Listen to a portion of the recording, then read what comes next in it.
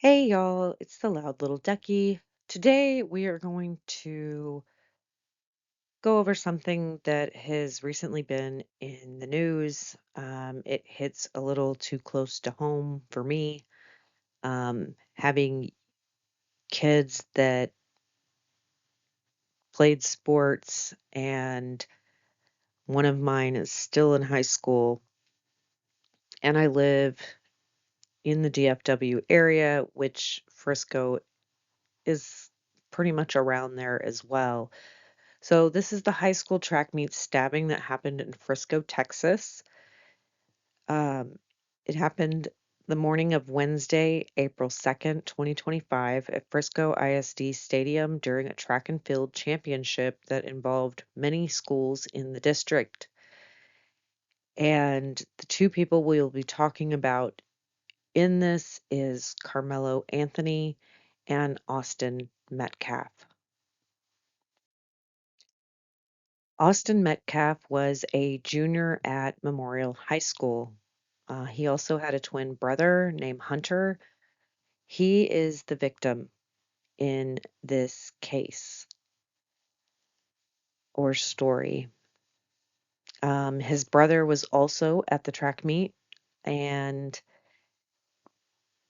he he got there, and he heard the argument and everything that happened. Um, and he he is sad, of course. And he said his brother Austin was trying to get Carmelo to leave the tent because Carmelo Anthony was under the wrong tent at this track and field event. The discussion and everything got heated and then became physical between the two kids. Um, Hunter says that he tried to whip around as fast as he could, but he did not see the stab. Um,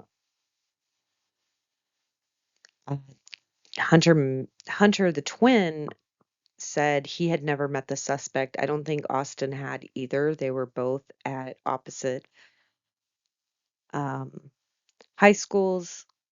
They may have known each other by playing against each other, maybe in track and in football and everything like that, but it didn't seem like these two even knew each other. His brother, after after Austin was stabbed, was there trying to save his brother by holding the wound and ultimately holding his brother when he passed.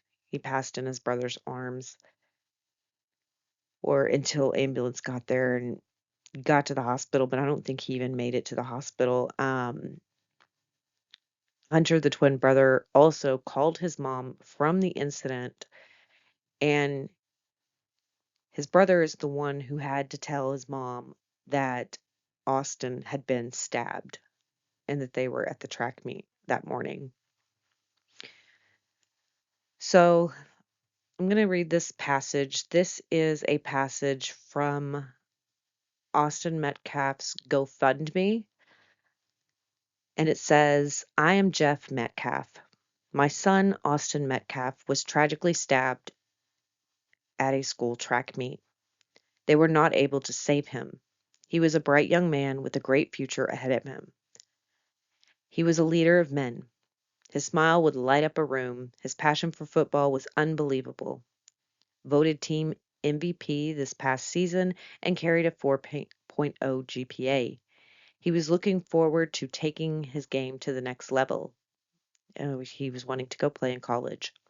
His commitment, dedication, leadership, and sheer grit made him rise to the level of success that he desired. His twin brother, Hunter, played beside him. We will always remember him for the way he impacted others' lives. I love you forever, son. It's not goodbye, it's see you later. God will take care of us till we meet again. Rest in peace. Love, Dad. So that is a nice thing there. Now, I do want to say that Austin is the one who went up to Karmelo and told him to move out the tent. And Karmelo maybe didn't want to move, whatever. Austin grabbed his backpack to try to physically make him move and stuff like that. And Karmelo told him, don't touch me, da da da da da.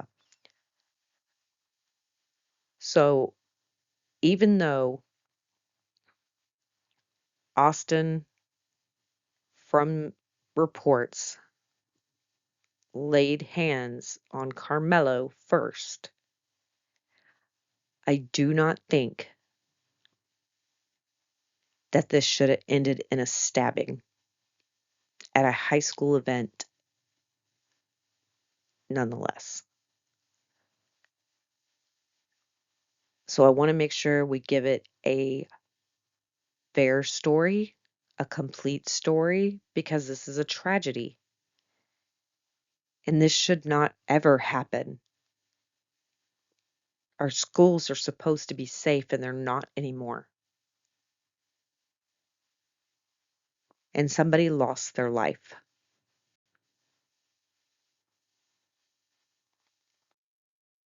Here is the QR code for the GoFundMe, honoring Austin Metcalf to help his family heal, probably for funeral expenses, the medical bills that are going to come with it. I will also have a link to this in the description box below if you want to donate to the Metcalf family. Karmelo Anthony, he went to Frisco Centennial High School. So they were both high schools in Frisco, just two different ones. Like I said, there were many high schools at this track meet. And the family and Karmelo is saying that this incident is self-defense after admitting to stabbing Austin. Because, like I said, Austin laid the hands first. It doesn't make it right. I don't know that it even makes it self-defense as far as the knife goes. I think had they just gotten into a fight and it was fists or whatever like that, and you did not bring a knife to a fist fight, maybe self-defense would be okay. But this knife should have never been there. But a lot of people are trying to make this about race.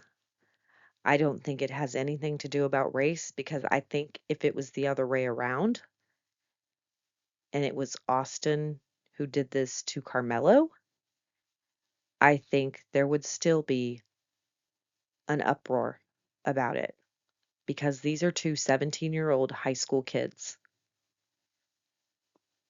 who had the rest of their life ahead of them. Austin, they said that he had a 4.0. From one place that I saw, Karmelo also had a 4.0.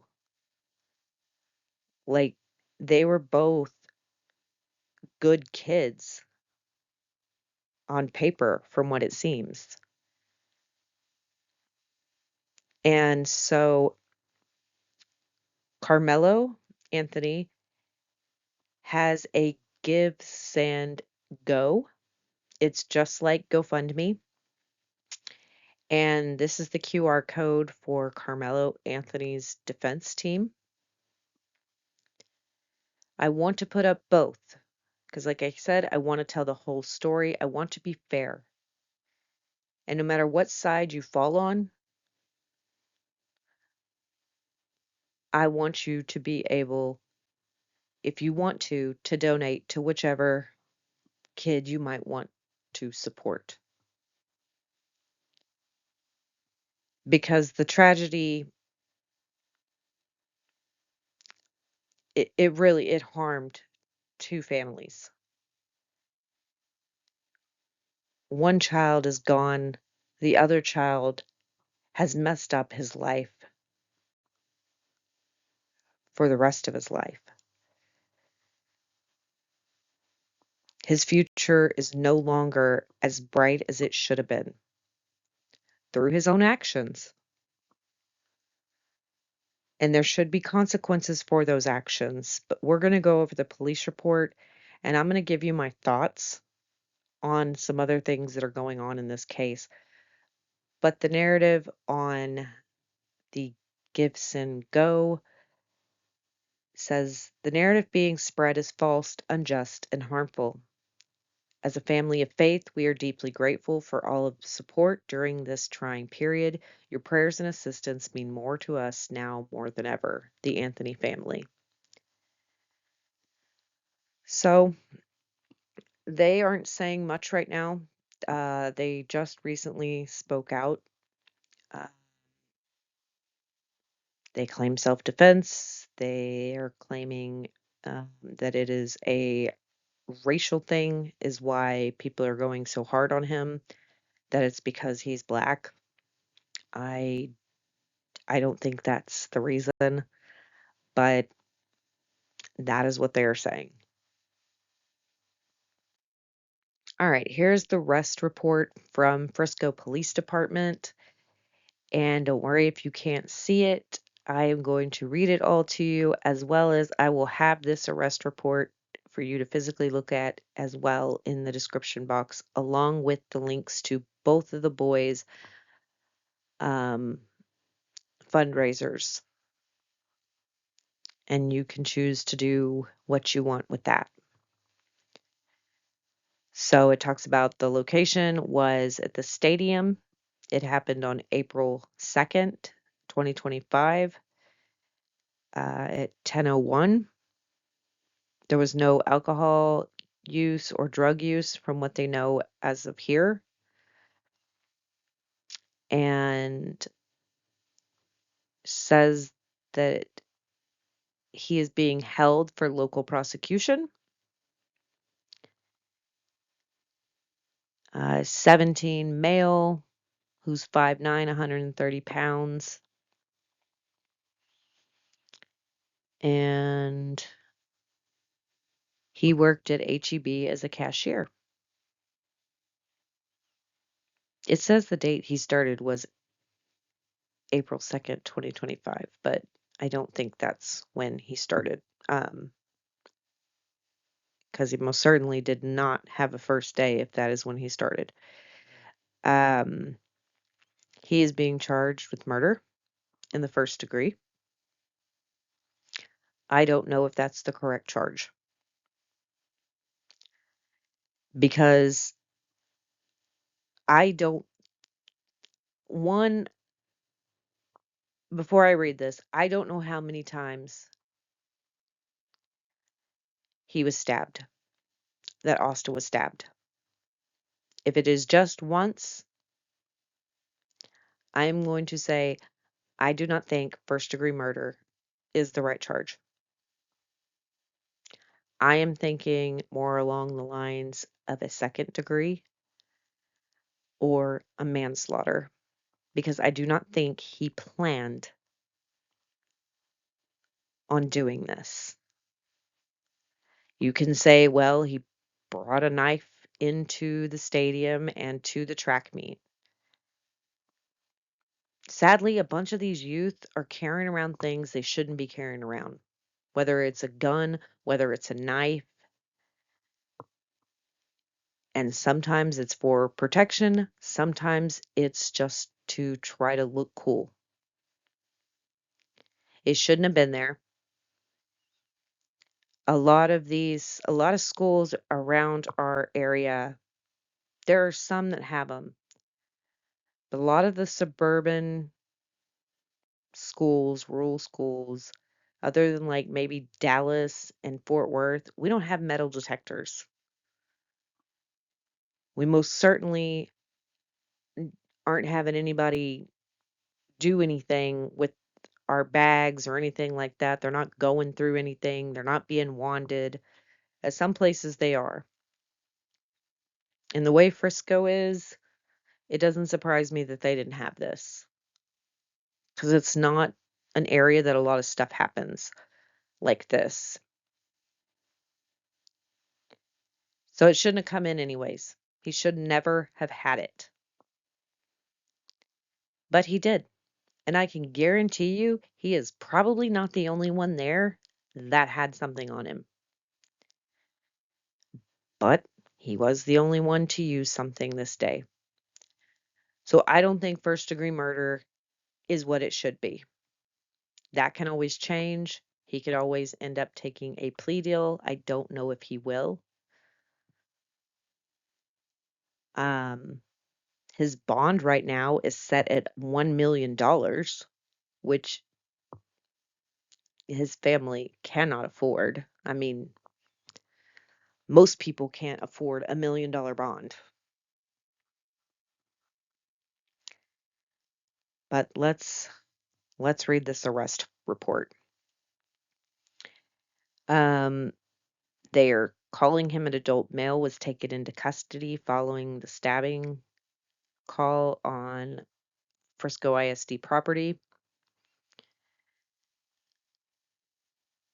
on April 2nd, 2025 at 10:01 hours. Staley School Resource Officer E. Cortez heard over the radio dispatch call out a stab call at David Kirkendall Stadium. Frisco Police Department call notes indicated that an athlete was stabbed. The suspect was reported to being a black male wearing a gray hoodie and blue sweatpants. I immediately left my office and ran across the Staley Middle School parking lot towards a southwest entrance into the stadium. As I entered the stadium, two high school age students informed me that there was a victim on the north end of the stadium by the bleachers under the Memorial High School tent. I did not identify these students. Next, I proceeded towards the north end of the stadium visitor side on foot. As I got closer to the north end, I could see the Memorial High School tent with multiple individuals under the tent. Once I arrived onto the north side bleachers, an adult male who was on the track pointed out the suspect. I was not able to identify that witness. The individual that was pointed out to me was a black male wearing a gray hooded sweater and dark colored Nike pants. The suspect at this point was on the track on the north end. So he didn't run, or if he ran, they they stopped him. So he didn't like flee, which is something. There was a chain link fence that separated me from the suspect. I gave the suspect instructions to keep his hands up in the air. During this time, the suspect said verbally out loud, I was protecting myself. It should be noted that I had not questioned him about the incident when he made that comment. I asked him if he had any weapons, and he said no. I patted him down for weapons while we were walking along the fence and did not locate any on this person. I instructed the male to continue walking along the fence, which he complied, towards an area where there was an opening in the fence that led off the track. While walking him off the track, the suspect also said he put his hands on me. I then detained the suspect in handcuffs, handcuffed behind his back, and had him sit down on the ground. Officer A. Ricci had arrived on scene at that time. I conducted another pat down of the person and then searched his person after he gave me consent. No weapons were located. So first off, he's claiming self-defense right here. Even though he's claiming that he did it, he did it to protect himself is what he's saying. I don't think you needed to bring a knife. I don't think it was a life or death situation. You got into a physical altercation because he wanted you to move, you didn't want to move, and both of y'all just wanted to fight about this when it was real easy. Y'all are both being stubborn. But where self-defense lacks for me is the fact that he did not have to bring a knife to a fist fight. He was not in a life or death situation. He could have retreated. Like, stabbing him was not the only way to get out of this situation. But a self-defense lawyer may say otherwise. But to me, I just I don't think the knife was necessary. And that is my opinion.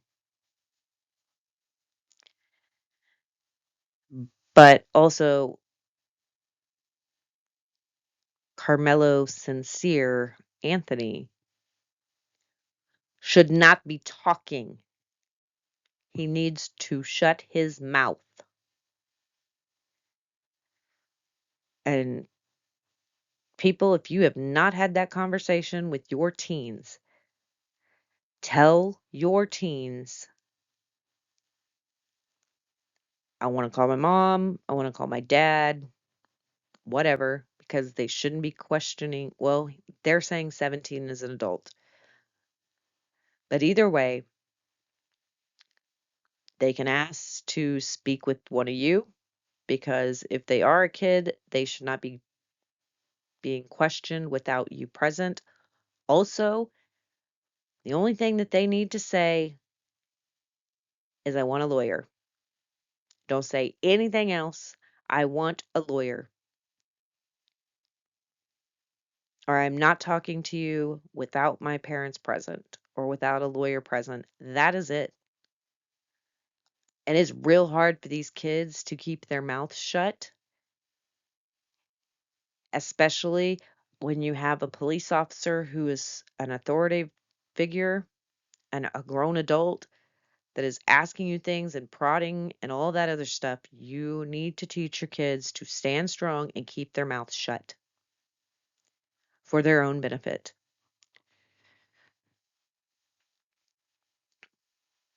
All right. While the suspect sat on the ground, I advised that I had the alleged suspect. The suspect then responds and says, I'm not alleged, I did it.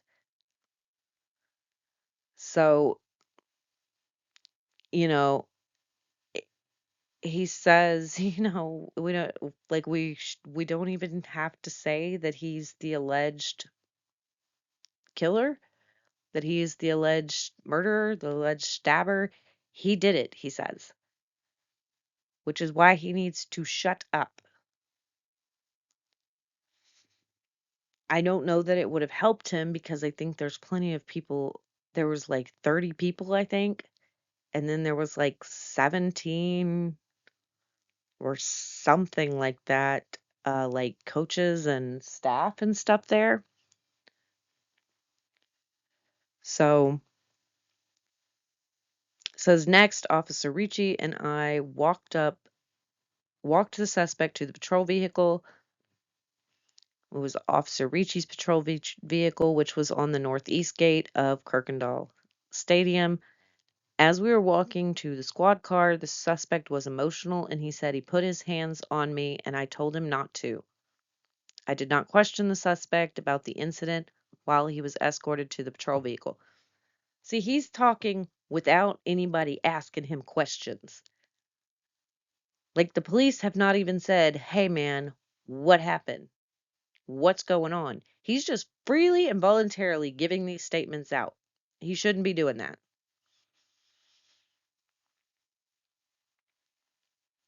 I searched the person once again,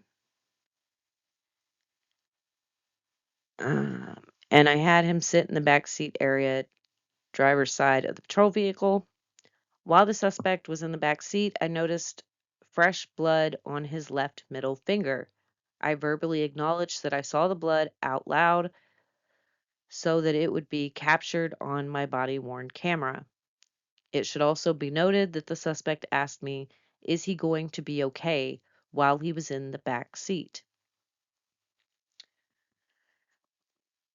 Another reason I don't think first-degree murder is the charge and that manslaughter should be it is because, and some can argue, but I'm going to say that he did not have the intent to kill Austin.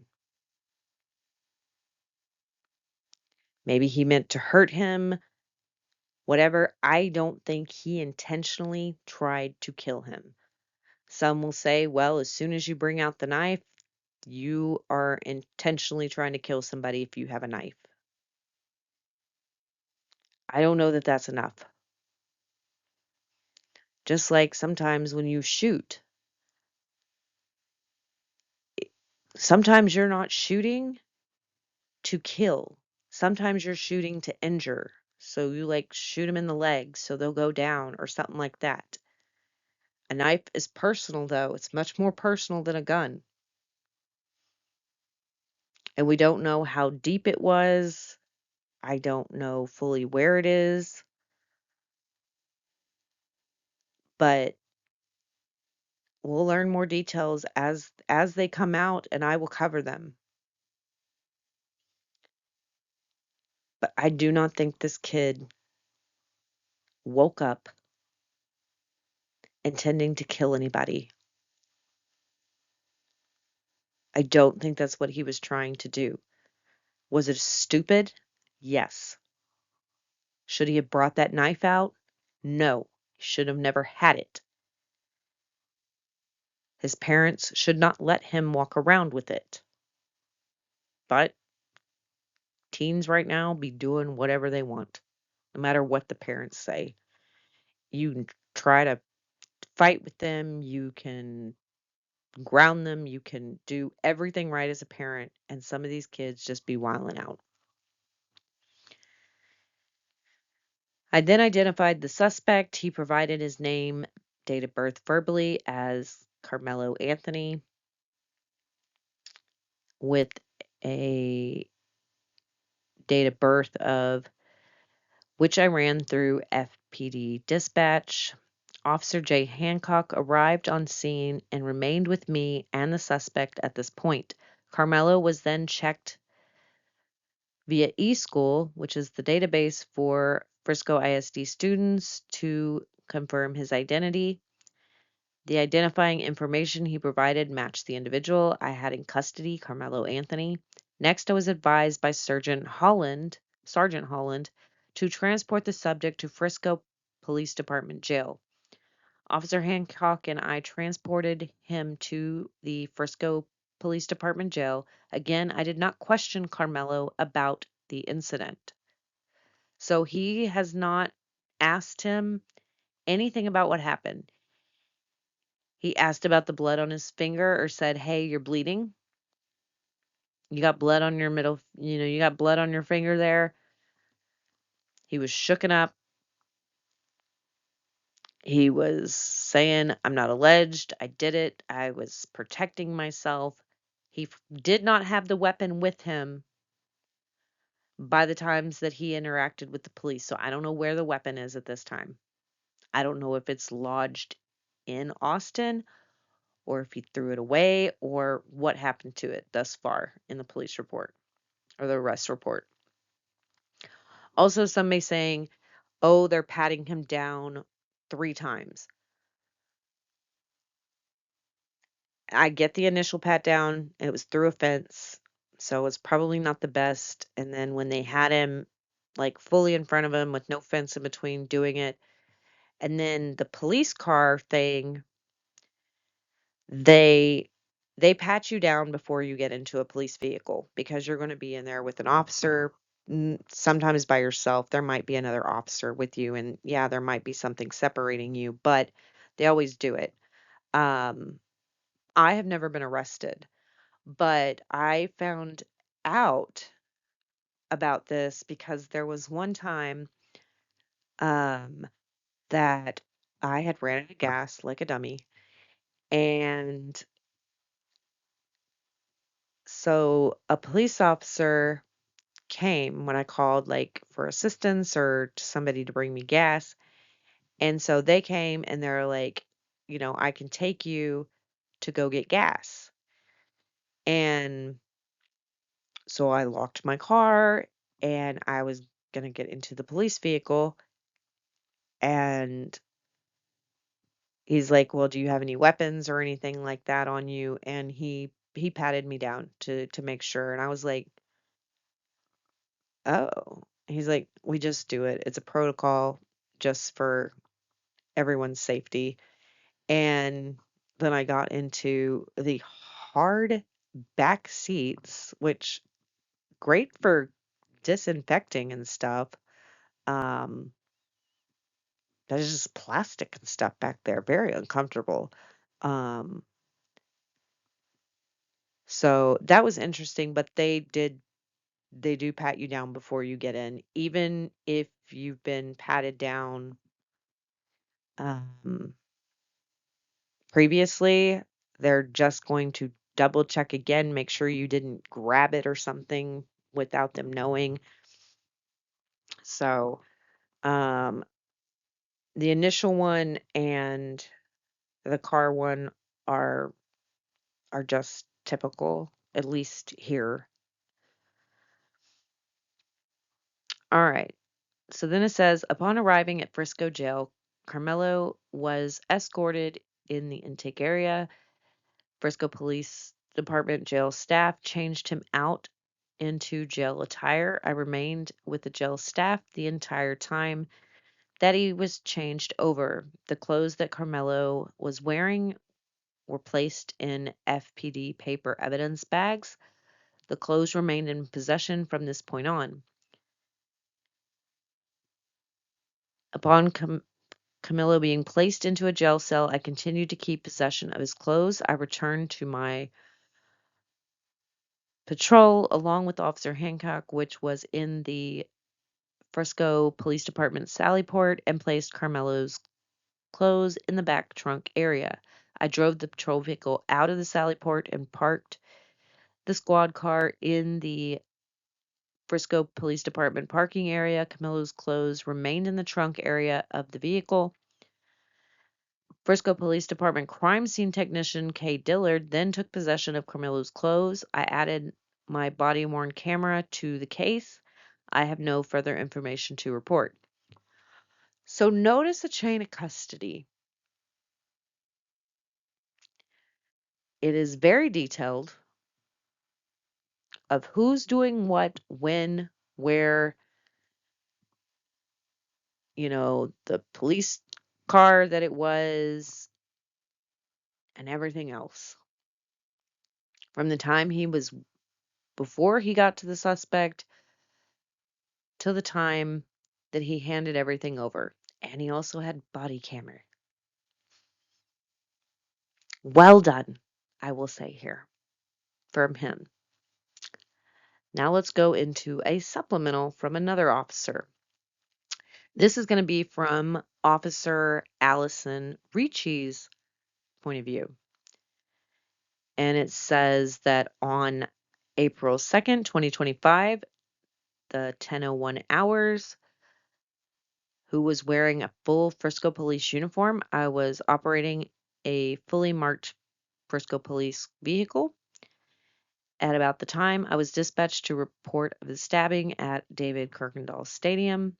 Frisco Police Dispatch advised the athlete has been stabbed. The suspect was described as a black male wearing gray hooded sweatshirt and blue sweatpants. I responded code 3 from the area of El Dorado Parkway and Frisco Street. I arrived on scene at approximately 10:05 hours, so about 4 minutes later.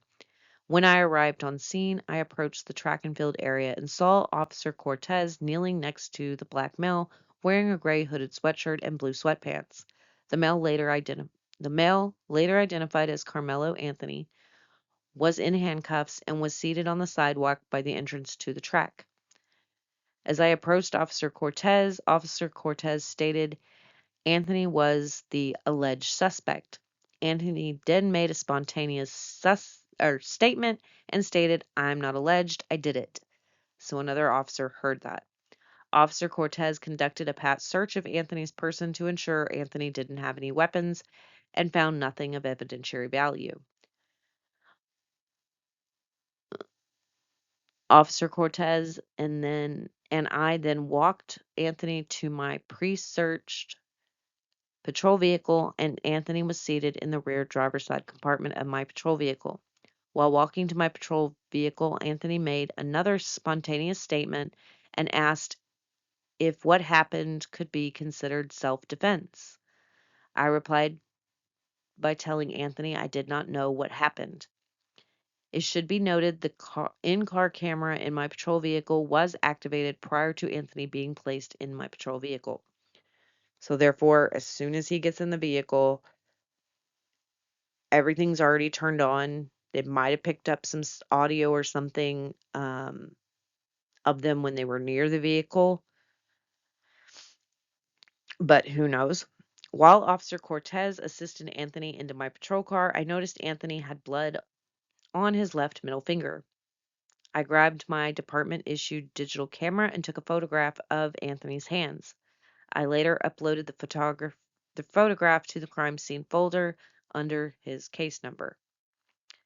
Officer Cortez remained with my patrol vehicle and Anthony while I provided assistance with scene security. Nothing further from this officer.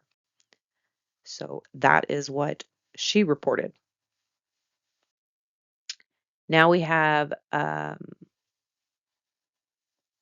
stuff from Will Otis on Wednesday, April 2nd, 2025 at around 10:01 hours. Frisco Police Department officers were dispatched to Frisco ISD to the stadium in Collin County, Texas, in reference to a stabbing victim call. Frisco Police Department emergency communication was receiving an emergency call regarding an athlete that was stabbed. The originally unknown assailant was a black male wearing a gray hoodie and blue sweatpants and also had a goatee and short hair. The subject was possibly wearing Centennial High School Centennial attire, as it was believed he was a student there for a sporting event. This had all taken place on the visitor side of the stadium, north side, and the victim was under the Memorial High School memorial tent in the bleachers. At around the same time, School Resource Officer SRO Cortez arrived on scene and began assisting the victim, trainers, and the other parties.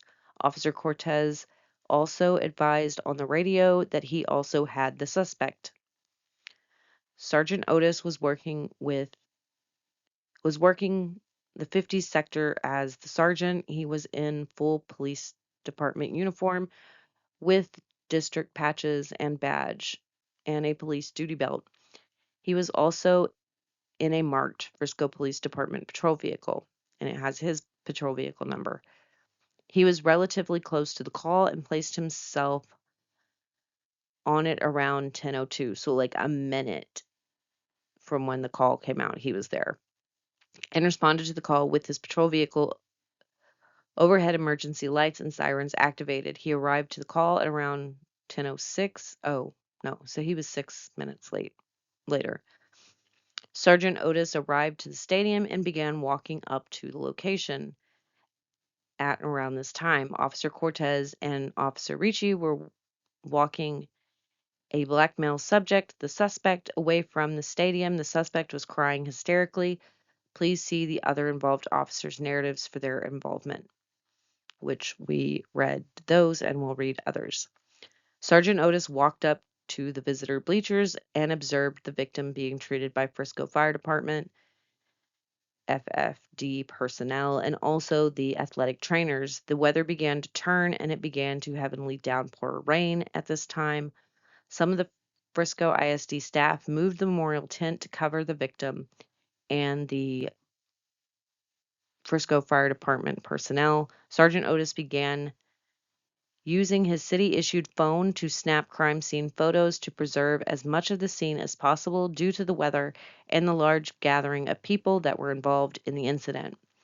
Other officers began to set up the crime scene tape, moving non-essential personnel out of the immediate area. The officers on scene were informed that the knife that was used was tossed and was still believed to be somewhere close. So we now know that the knife was tossed. Don't know if it was tossed by Karmelo, if somebody else did that. Don't know. Still do not know if Karmelo ran after the incident. Thinking, what did I do? And then people obviously knowing and seeing the incident were like, absolutely, he's not going anywhere. But we will see as more and more info comes out and as we go through this arrest report.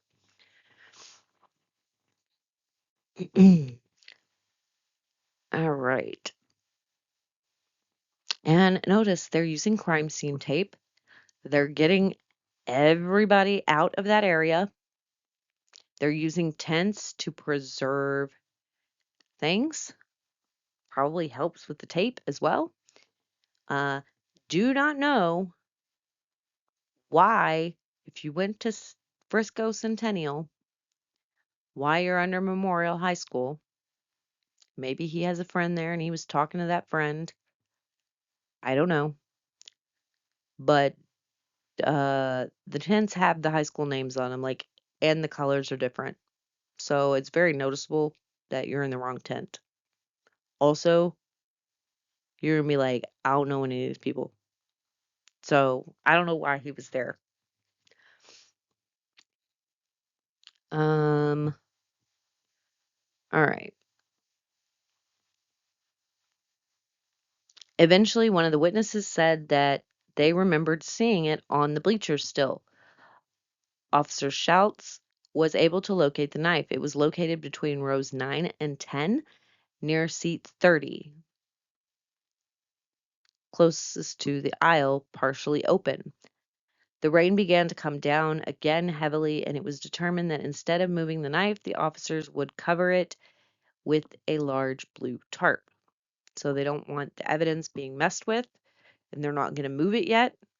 So they're going to cover it so that the rain and water and weather does not mess with any of the evidence of it. Sergeant Otis assisted in preserving the immediate crime scene as much as possible while the other personnel tended to the victim and eventually transported him at around this time. Officer Wetzel had the crime scene log and began logging the individuals on the call to the best of his abilities. So he's taking note of everybody who is there. Something they didn't do in Canton.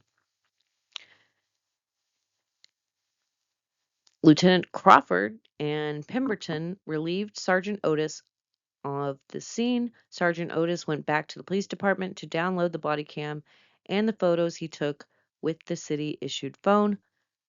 So he wasn't using his personal cell phone, which is good. Sergeant Otis' city-issued phone had a total of 33 photos that were used to document the incident scene. During the download, the initial photos formatting was incompatible with the crime scene folder. He re-downloaded the photos that he took, and they were able to be saved properly for preservation of evidence. At this time, there was nothing further to add to this report. So he says how many photos there were, and he went and they all turned in their body cam footage for that incident and that case and put it into the case file automatically. Like, not a few days later, not years later. They're saying what they did, how they did it, when they did it, who things got transferred to, everything. It's a step by step of what happened. This is how things should be documented.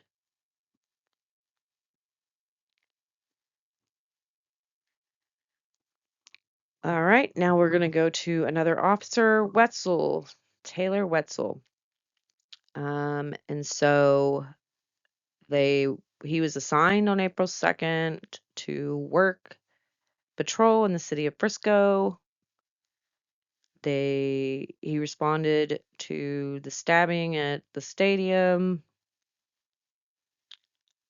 The original call note stated an athlete had been stabbed in the chest and that the subject that stabbed the victim that the suspect that stabbed the victim goes to Centennial High School. Okay, yeah, that's correct. That's where Karmelo went, was Centennial. Um, Austin went to Memorial. Athletic trainers were on site and provided care to the victim and advised he was not conscious and not breathing. The notes also indicated that the suspect was a black male with a goatee, short hair, wearing Centennial gear. I arrived on scene at approximately 10:06 hours, so about 5 minutes afterwards. When I arrived on scene, I grabbed a roll of crime scene tape from my trunk and proceeded to the visitor bleachers where dispatch advised the victim was. While I was walking towards the visitor bleachers, I was approached by a witness who identified himself as, they've redacted that. He began telling me what happened, and I asked him where the stabbing occurred. Blank advised it happened under the Memorial High School pop-up tent in the visitors' bleachers. I immediately informed Sergeant Otis where the witness stated the stabbing occurred and gave him the crime scene tape to start securing the crime scene. I then had Blank move to the walkway under the visitors' bleachers out of the rain to further speak with me. The following is a summary of my contact with Blank. Advised he was sitting under the Memorial High School pop-up tent with his team and was near the victim, Austin, and the suspect, who was later identified as Karmelo Anthony. Anthony was from Centennial High School, was sitting under Memorial High School's tent. Austin had told Anthony that he needed to move out from under the team's tent. Anthony grabbed his bag, opened it, and reached inside and proceeded to tell Austin, "Touch me and see what happens." Okay. So he's threatening Austin.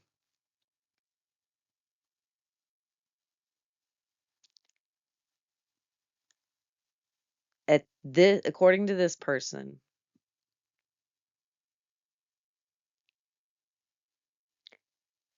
Austin said he needed to move. And then Karmelo opened his bag, reached inside, and told Austin, "Touch me and sees what happened." Says no one really thought Anthony really had any weapons in his bag. So he's opening up this bag to try to act like or get access to this knife. Maybe he's trying to signal he has a knife or a gun. We don't know what weapon it is at this point. As he's opening his bag and he's got his hand inside, he could just be bluffing and acting tough, like he's got something to get him to go away. From this person's saying, you know, Austin just tells him to move, and then he's like, "Touch me and see what happens." Well, then Austin proceeds to touch Anthony, and then Anthony told Austin to punch him and see what happens. So we have Carmelo egging it on, kind of making threats by opening his bag and having his hand in his bag like you don't know what you're going to pull out. Like people that are going for their glove compartment or something. or they're going behind their back or whatever. They don't got hands where you can see them. Somebody's going in their purse. Like, like he's egging him on. He did touch his, he did touch him. So Austin was like, whatever, like, I ain't scared of you, like, move.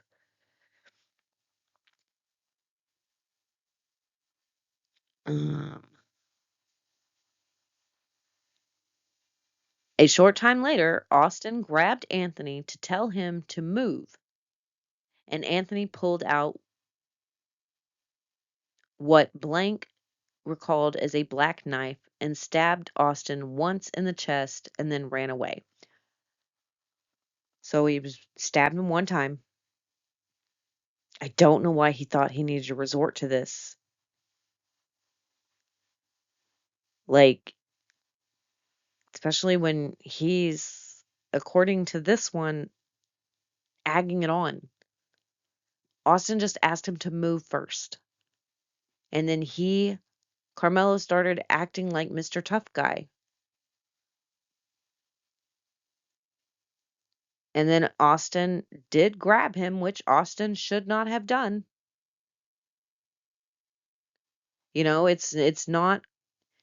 It's not the student's job, it's not Austin's job to, make somebody move or tell them to move. That's one of the coaches or somebody that, that's the school staff's job. If somebody's not where they're supposed to be, then the staff needs to be handling that, not a kid.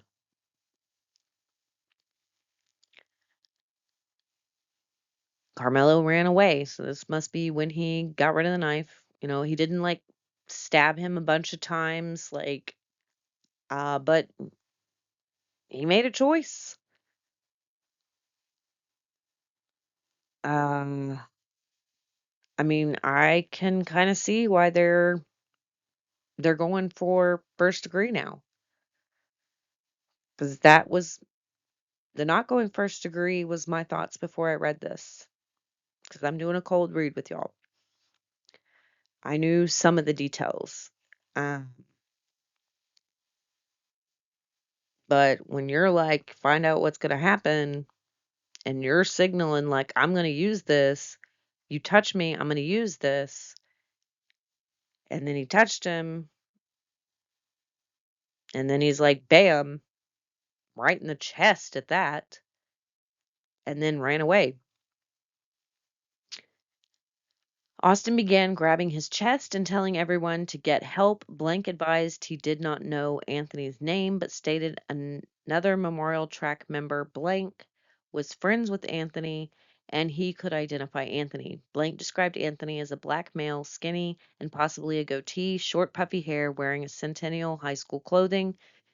This concluded my contact with Blank. I then was instructed to start crime scene log. I retrieved a crime scene log from my patrol vehicle and began starting the crime scene log. I was later relieved by Officer Schultz, who took over the crime scene log, and I cleared the scene. Nothing further attached to original report. So something else that he did here is he was the one who brought the crime scene tape. He gave the crime scene tape to Otis. So we know where the crime scene tape came from. We know where who it was transferred to, and we know who put it up. We got a log of how this all happened from each individual person. All right. Now we're going to go to Officer Jerry Hancock.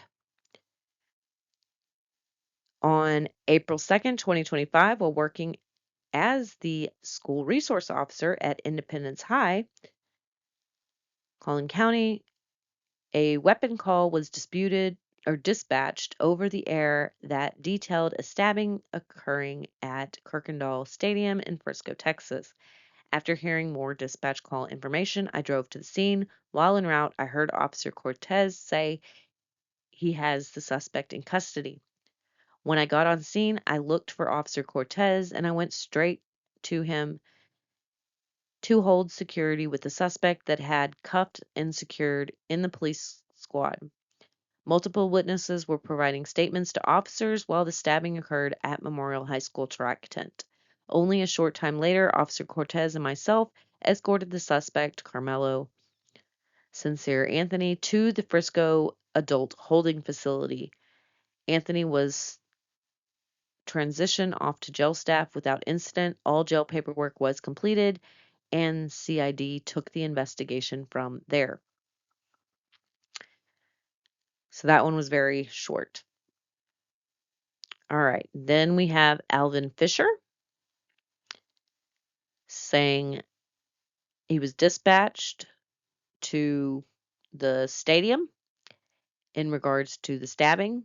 The note stated an athlete had been stabbed in the chest and was unconscious and not breathing.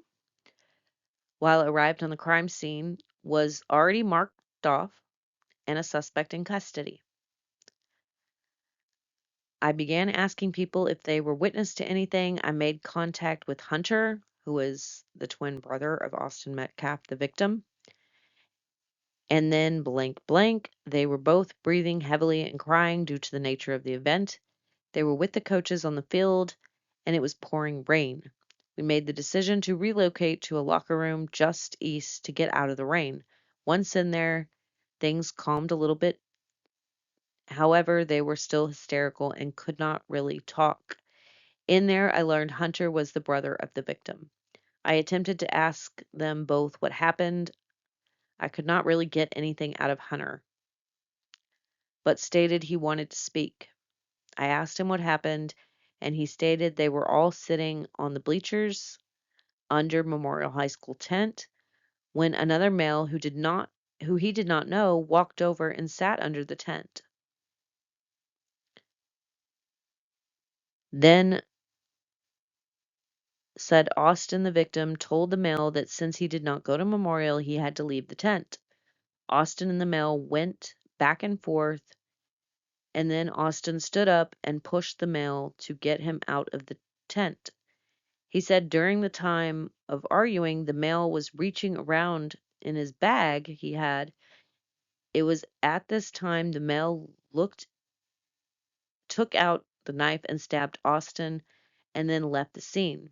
This was all blank remembered when he talked to me. After this, I then stood with 3 athlete witnesses until CID arrived and interviewed them. I was then relieved by an SRO and went back to patrol. Nothing further. All right, and the next one is from Mike Crawford. They were dispatched to the stadium. I arrived on scene and observed medical personnel and several bystanders standing next to the subject, later identified as the victim, Austin Metcalf.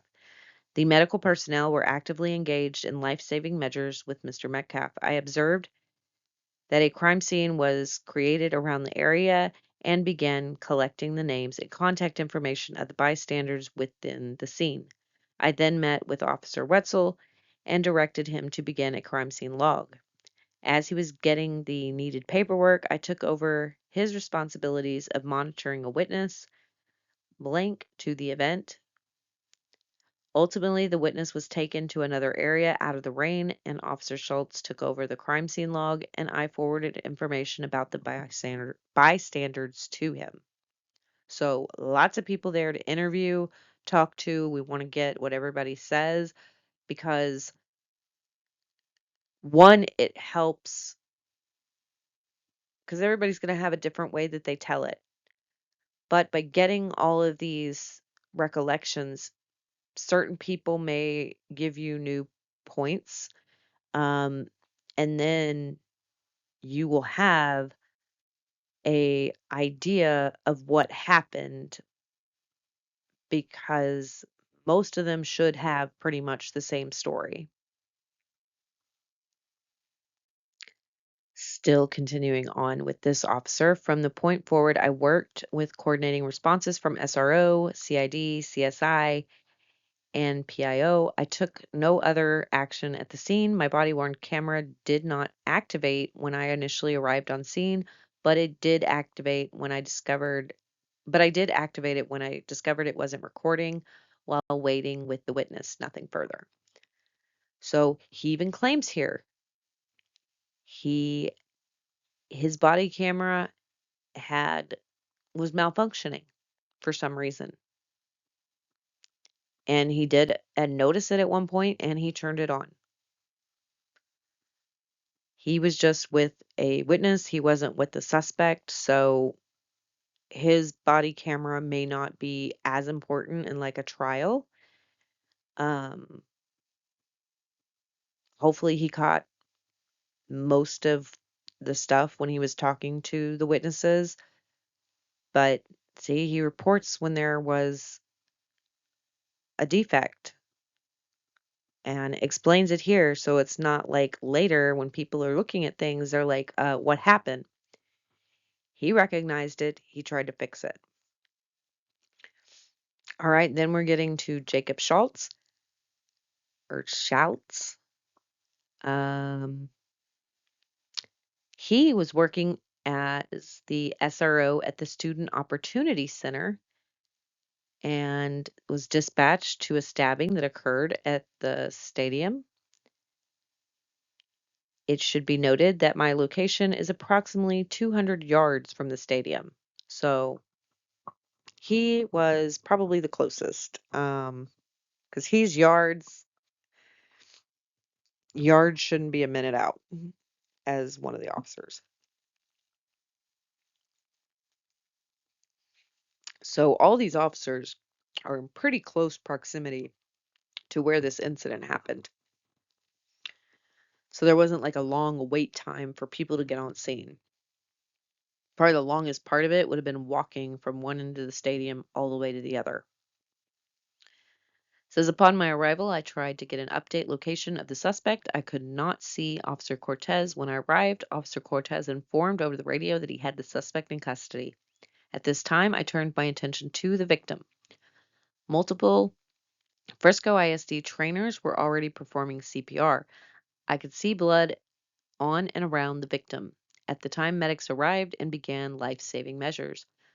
I coordinated with the other officers on scene to secure the location. By this time, the students and Frisco ISD staff had cleared the area. I used crime scene tape and began to tape off the area. It began to rain harder at this time. Sergeant Otis and myself moved a memorial tent over the medics and the victim to attempt to preserve the evidence that we could. A memorial coach approached me and informed me that he was with a student who claimed to see the entire altercation. I told the coach to stick with the student and that we would need to get him to the police station to give a statement. The student quickly informed me that he knew where the suspect threw the knife and pointed me to its location. So this is the kid that knew where the knife was, and that's how they found it. I quickly used my city-issued phone to take pictures before the rain could wash the blood away. So they're making sure they get a picture of it, where it is at before moving it. Sergeant Otis located the blue tarp, and we decided that we should cover the knife without touching it in an attempt to preserve any evidence. It was windy and raining hard. Once we positioned the tarp over the knife, I reached down and grabbed a backpack left in the stands to weigh the tarp down and threw it up where Sergeant Otis was positioning the tarp. It was later discovered that the backpack I threw onto the tarp was the suspect's backpack. It was the only Centennial High School backpack located within all of Memorial High School backpacks in the area of the stands. Well, I'm going to say, sir, you should not have done that. Like, um, once it's not, yeah, I mean, he didn't know, but maybe let's not use backpacks to weigh the tent down, unless that was what was holding it down, the tarp. I don't know. Like, I, I don't like that. And were you wearing gloves? I don't know. But you know what? He's documenting it. So if they DNA tested or something like that, he's reporting, my fingerprints may be on it. I did move the backpack from where it was. After securing the scene with the crime scene tape and attempting to preserve as much evidence as possible, I assisted other officers with locating other possible witnesses. Officer Wetzel was maintaining the scene security while I was assisting the other officers. After the medics transported the victim, I relieved them of that post so he could go back to patrol. I maintained the scene security until the call was cleared. Photos will be uploaded to the crime scene folder, and my body cam will be downloaded at the end of the shift. No further information at this time. So he's going to download his at the end of the shift. Some of the others already handed it over or downloaded it right after this. Um, which if you can do that, that's pretty good because at least um where that footage started and stopped. So, um, like overall, for the most part, they're doing good. Little backpack thing, but the backpack while it's going to be evidence because it belonged to the suspect, it, and that's where the knife came from, and they're going to search it and go through it and like inventory it probably, but it doesn't really have a whole lot of value when it comes to everything in general. The main thing is the knife and the two kids.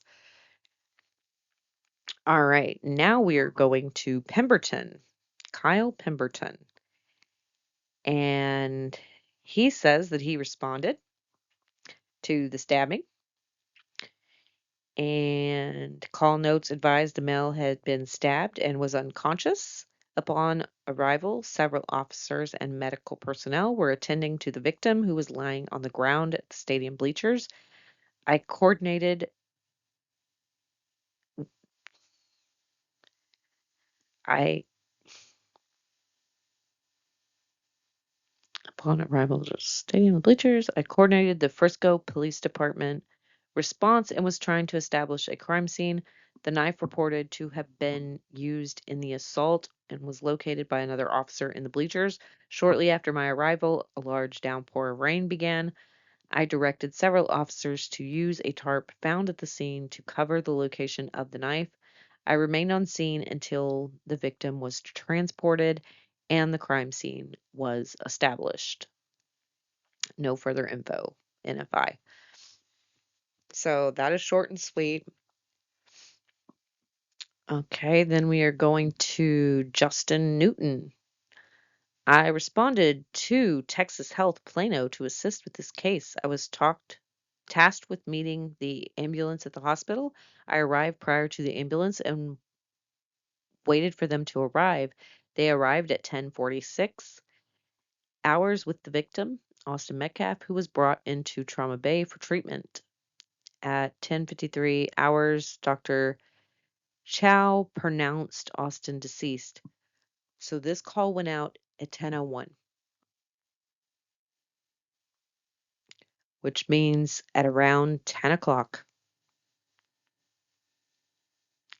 this happened. And less than an hour later, Austin Metcalf is deceased from a stab wound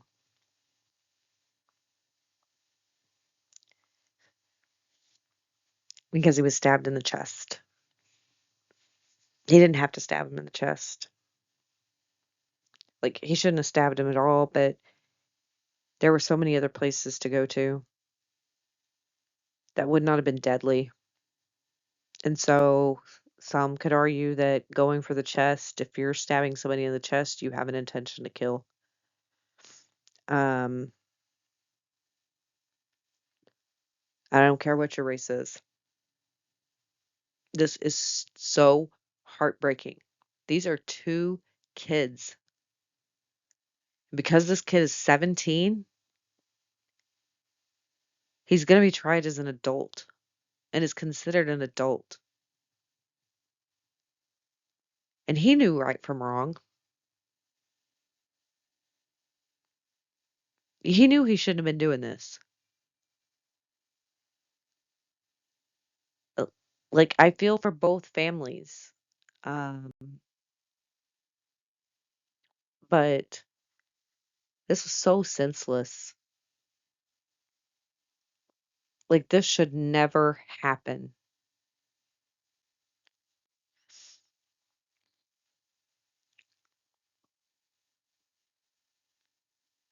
Um, Once he was pronounced, staff stopped treatment and disconnected cords and tubes from the machines without removing anything from the body itself. While on scene, I took possessions of clothing worn by Austin and maintained possession of the items until CSI Dillard took them from me. Once again, they are showing chain of custody. While on scene, Officer Landon requested assistance in lifting the sheet off the body to take photos. I then placed the sheets back when complete. I then stood in the room for security while Officer Landon, Officer Hernandez, and CSI Dillard took additional photos. At one point, they rolled the body and removed shorts from Austin, which were bagged and stayed in my custody until CSI took them. At 1:24 or 13:24 hours, family was allowed into the scene to view the body. So they don't even get, like, Hunter saw his brother at the incident. I don't think his parents were there. So his parents find out at 10 a.m. that their son has been stabbed. I am pretty sure that by 11 o'clock they were informed that Austin had passed. And then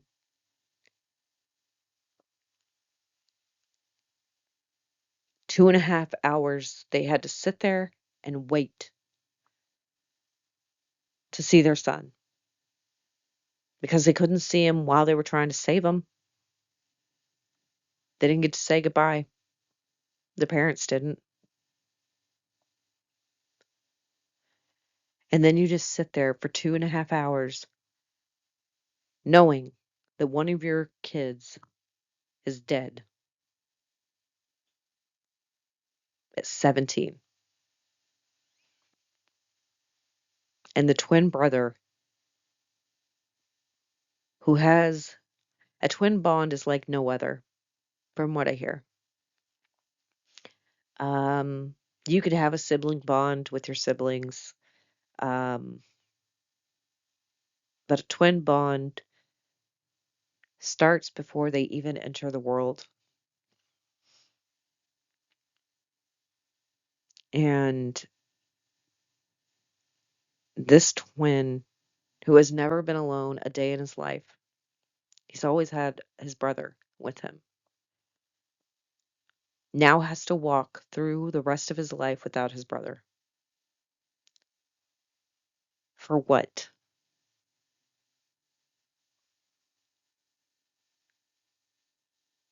For what? It's just heartbreaking.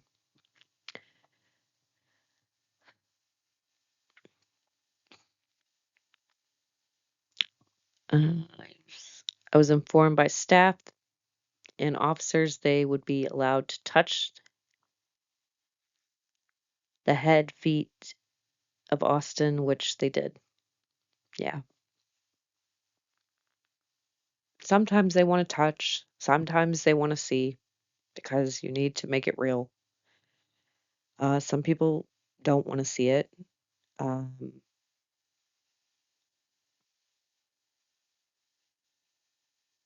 and you want to touch them. Maybe you want to give them a kiss on the forehead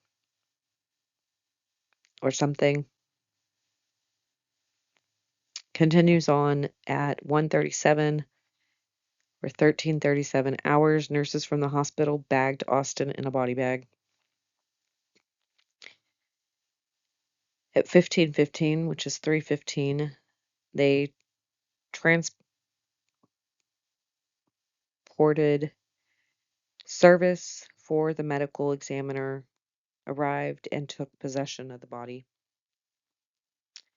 And it says the tag number was placed on the bag and secured.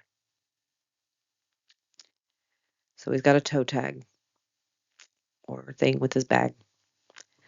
I took notes during this time, which were scanned to the report and booked as evidence. I turned in the crime scene log to be scanned to the report. At the conclusion of the call, I took my camera to convert mode and went to turn it off. At that point, I learned that the camera had failed to activate. Due to it being in convert mode, I did not see the indicator lights on the top of the camera. So he did not notice that his camera was not recording. He did note it because he did figure it out once he went to try to do things to get everything in the case file and turn everything over. But he did note it that, hey, if you are looking for my body cam footage, you're not going to find any. But at least he made note of it. Too bad he didn't realize his wasn't on.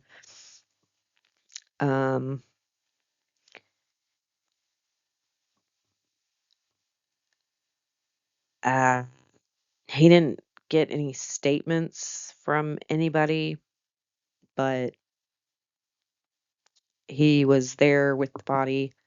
I don't know if anybody else was in the room with them, and so maybe they have body cam footage.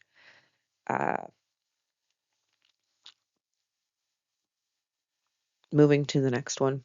Andrew Higgins was working as the desk officer at approximately 10:42 hours, walked into the main lobby stating that he had witnessed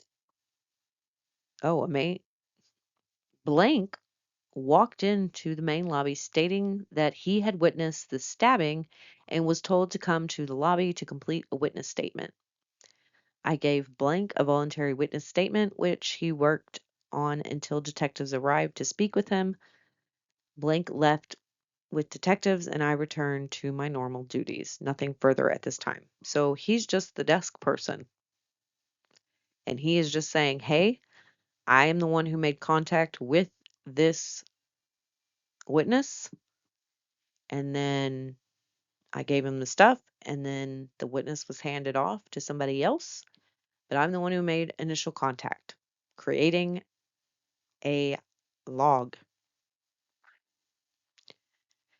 Then we go to Thomas Craig at 10:01 hours on this says Tuesday, April 2nd, but it was actually Wednesday. Reporting Officer T. Craig, school resource officer at Liberty High School, was at Heritage High School and heard via radio that a Frisco ISD student had been stabbed at the address of, which is Kirkendall Stadium. I immediately responded to the scene. Upon arrival, I first made contact with Officer Cortez, who was standing next to a marked police vehicle. Officer Cortez advised he had detained a suspect and that he was in the patrol vehicle. I then responded to the victim's scene that was in the north bleachers. As I walked up, I noticed Frisco Fire Department personnel was attempting to provide life-saving measures to a subject later identified as Memorial High School's Austin Metcalf.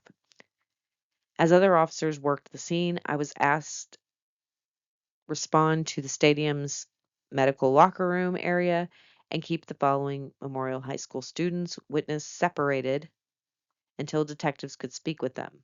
blank, blank, and blank. So they were separated so that they could not, you know, get a story together. So that they would each tell their own version. And it wasn't going to be like a collective effort. They weren't going to feed off each other. They were going to be interviewed separately. And they were going to stay separate until after they had been interviewed, which is the proper way to do it.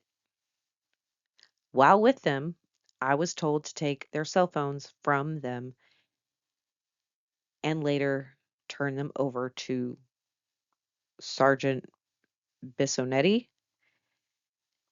So maybe they recorded the whole incident on their cell phones, which a lot of high school people do when they get into fights, or middle school kids. A lot of kids recorded. Somebody is recording the fight, especially in this day and age. After being relieved, I was asked to make contact with all of Frisco ISD athletes that had been placed on school buses. Below is a list of students who identified themselves as witnesses to the stabbing of Austin Metcalf.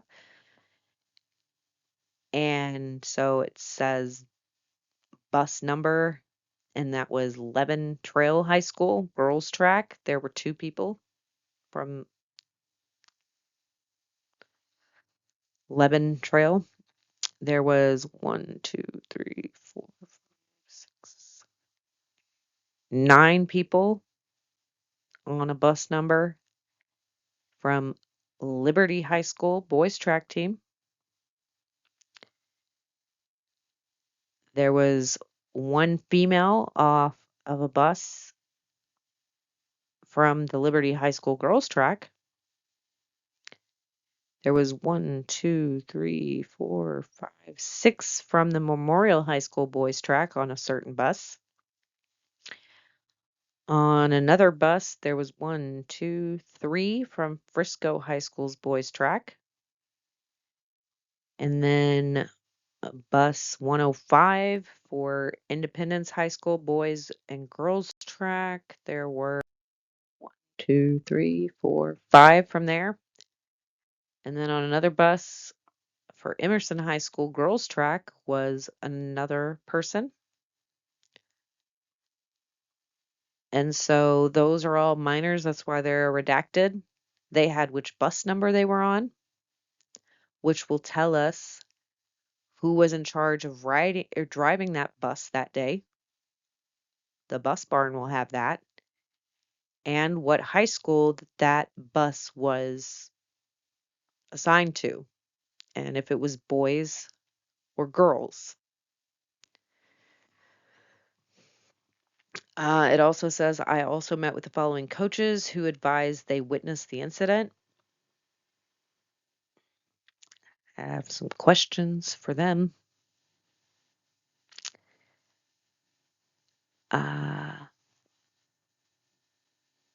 McCool Gonzalez, Centennial High School coach. Heard suspect confess to the stabbing victim. Vincent Hooper, or Hopper, I think it's Hooper. Heritage High School. Heard suspect confess to stabbing victim. Lakeisha Collin, Independent High School coach, witnessed the incident. Mindy Yeatman, Independence High School coach as well, witnessed the incident. After completing this task, I cleared the scene. No further information. Then we get into Alejandro Aviles. He is a sergeant who responded to the stabbing call. Upon arrival, I provided scene security and assisted with keeping civilians away from the crime scene. I maintained the position until I was retrieved by CID detectives and cleared the scene. Nothing further. Joshua Miller, he is a sergeant, was dispatched to the stabbing call located at the stadium. Call note stated one student was stabbed in the chest by another student. Upon my arrival at the location, my only duty was to provide scene security. As the Frisco medic was leaving the location, I assisted in moving people out of the way for the medics to be able to drive through. Shortly after I cleared the scene, nothing further. So, all the officers that were on scene, we have reports of what all of them did. Not even the ones at scene, ones at the hospital, ones at the police department, all officers that were involved in this. Whether they were just standing there to make sure nobody was messing with the scene, because you should always have somebody there to make sure that the crime scene is preserved and that nobody just traipses through it or touches anything.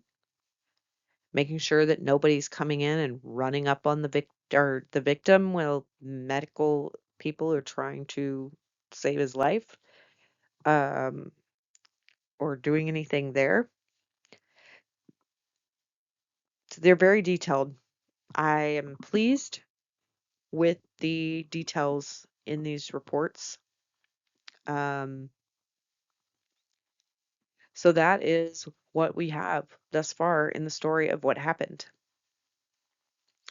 And like I said, with the witnesses, all these people are going to have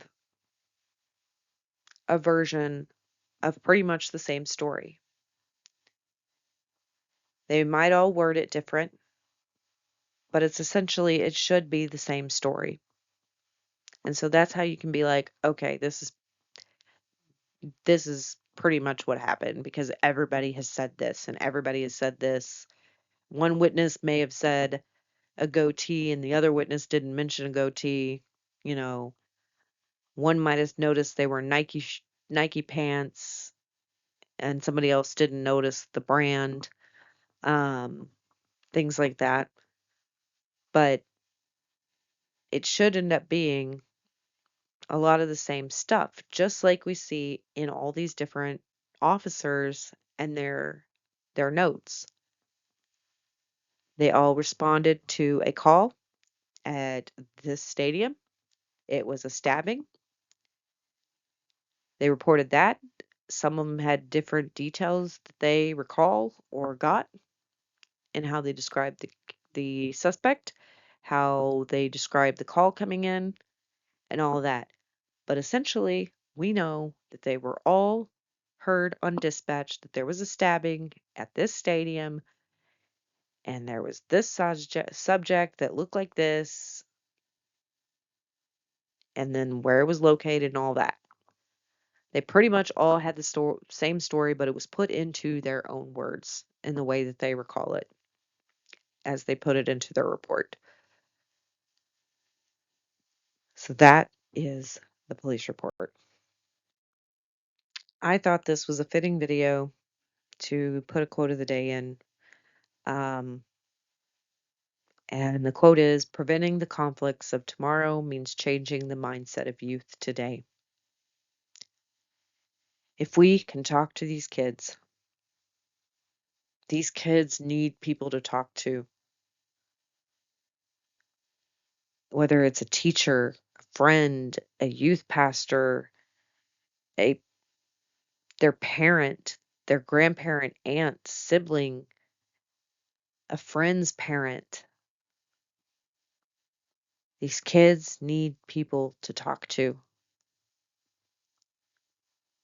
These kids need people to hold them accountable, call them out on bad stuff, give them advice for the right stuff, try to guide them into becoming productive, successful members of society. Put in them kindness and generosity. Tell them, no, you shouldn't be getting into fights. No, you shouldn't be putting your hands on people. You most definitely don't need to have weapons. Inform them on the law. Hey, I know some of your friends thinks it's cool to to do this, but I don't want you doing that stuff. Or I've seen your TikToks, I've seen your Instagrams, I've seen your Snapchats of some of your friends or even you. And let me tell you, if you get caught with this stuff, this is how it's going to be. Find a story on the news, find a video, something to get it through their heads of this is what can happen to you. And it can happen anywhere.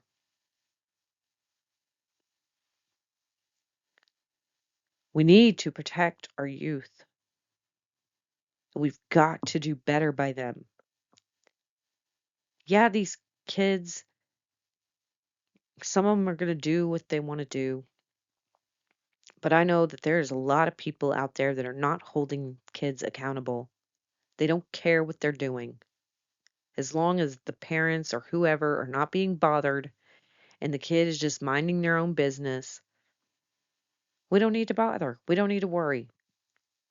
Get involved in these kids' lives. Make a difference in the youth today. Because if you can make a difference and you can maybe be the voice of reason in some of these youth heads, maybe they'll think of that. I tell my kids' friends, if you may not care if your parents know if you do something, but maybe you will think that Mama Duck, I wouldn't want her to know about this. Mama Duck is going to be so disappointed in me. I don't want Mama Duck to know about this. She's going to be mad. If I have to be that voice in those kids' head, I will be. So pray for these families. Like I said, the the fundraisers for both of the kids will be in the description notes, as well as if you want to go back on the video to scan the QR code, you may do that as well. It's it's a horrible case. Um, I would like for kindness to be in the comments, just in case any of either one of the families looks at this, um, and pray for them. Have them in your thoughts and prayers, whatever you believe in, and hug your kids, kiss your kids, tell your kids you love them, and let's change the mindset of the youth. Bye.